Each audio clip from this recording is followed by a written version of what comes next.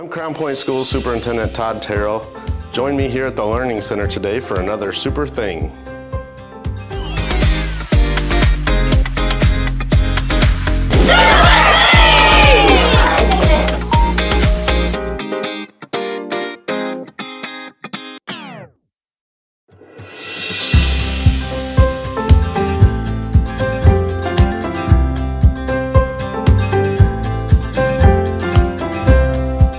So I'd like to introduce you to Josh Gregan. He is the principal of the Learning Center. And Mr. Gregan, if you would, tell us a little bit about the 18 to 22-year-old program and what we're going to see today. So today we're going to see our Bulldog Bakery, which is our 18 to 22-year-old program that gives them some real-world vocational skills where they actually bake dog treats. They advertise to our different school buildings and actually sell them to our different staff members. Actually, my dogs love them. Do they? And you can smell it around here when they're making it. They've been pretty successful. Have you tried the peanut butter ones? I've not tried them myself. Well, let's head on back to the classroom.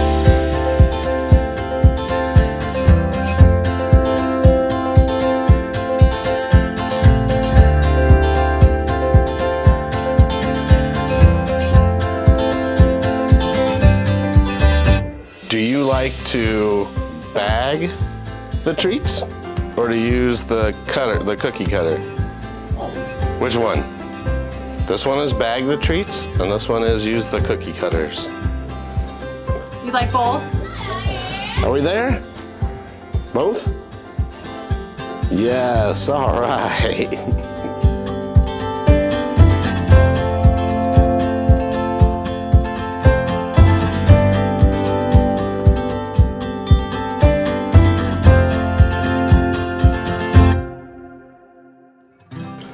So Ms. Roscoe, if you could tell me a little bit about the Bulldog Bakery, how you got started, and just how some of the benefits you've seen with our kids as they've worked in it. Well, a lot of transition programs have classroom businesses, and I wanted to do something that kind of fit Crown Point. So Mrs. Paskus and I thought dog treats were great. This is for the Bulldogs, and we've definitely seen a lot of kids grow in their skills, learning new things, adapting every part of the process to make sure that it's doable and it's mostly student run. So we provide support, but we really try to have students do as much as possible independently.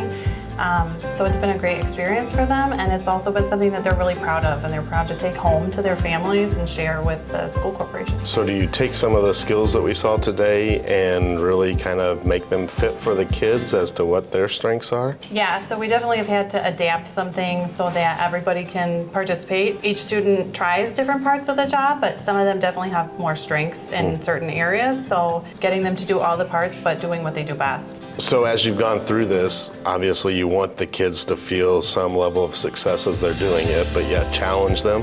How do you do the balance between the two to keep them still wanting to participate?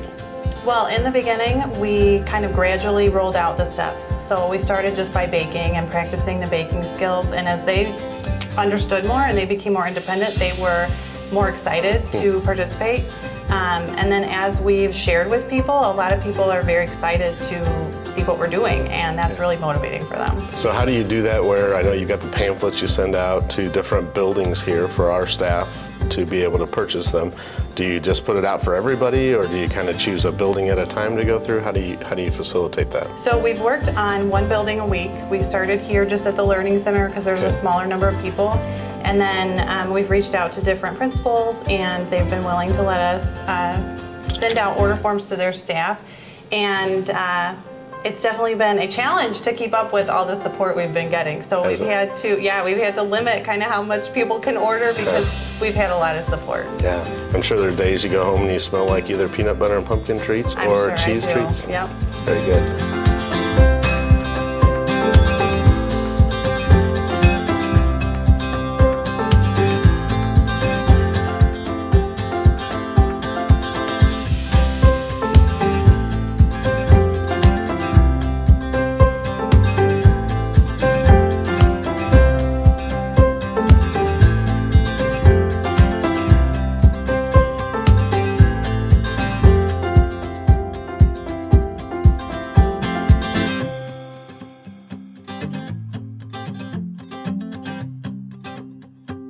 Thanks for joining me at the Learning Center for another edition of Super Things.